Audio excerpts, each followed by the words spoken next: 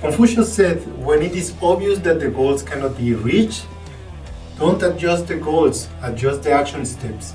Cicero said, we must not say every mistake is a foolish one. Hello, I am Juan Navarro, this is Advanced Quality Programs, and I invite you to explore the concepts of quality to apply them to our lives.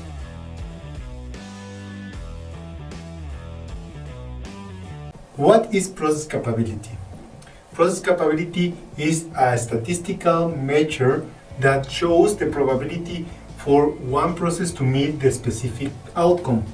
This means that process capability studies are used to evaluate the ability of a process to meet the specification. Regularly, when we want to improve the quality of a process or a product in different industrial sectors, we start by estimating the process capability at the beginning of the project and compare it to the calculated one at the end to reflect the level of improvement.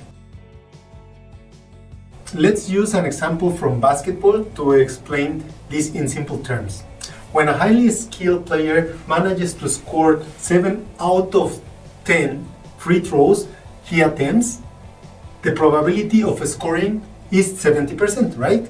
This percent reflects the capability of this player for this specific skill with a number.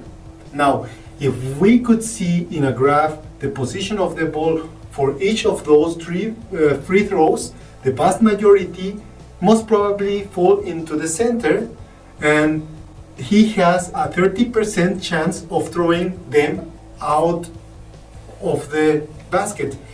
This means that half of these chances is to one side and the other half to the other side. This leads to 1.5 each way under normal conditions. Now, if our intention is to improve the player ability by improving his scoring rate, and after the training program he manages to improve his scoring percent consistently by 10%, that means that out of every 10 shots he will now throw in 8. His capability increased, now having 80% of chances of scoring. In other words, the quality of the player improved by improving the chances to score from the line. Process capability can be measured using different measures. The first one is the potential capability, or CP. The other one is the actual process capability during production, or CPK.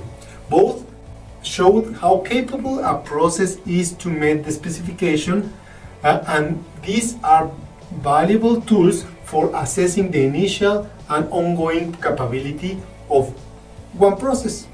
To assess the process capability should be easy. However, for some textbooks, it is always necessary to wait until the process is stable, and then you take 30 parts to represent the process and then to calculate the standard deviation, making it difficult to decide first when the process is stable enough to take the samples, and then to decide if these samples are representative of the process, complicating the calculation of this percentage.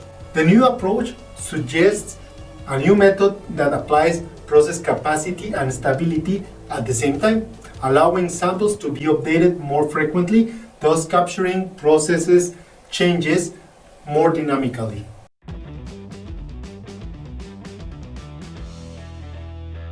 That was all for this week. If you enjoyed that video, don't forget to hit like, and I will appreciate all of your comments and your subscription to the channel. I leave you with a quote from a novel as told by James Franco. Create your world around your work. Create your work around your life. Let other people help you to shape it. Don't forget to hit the bell, and see you next week.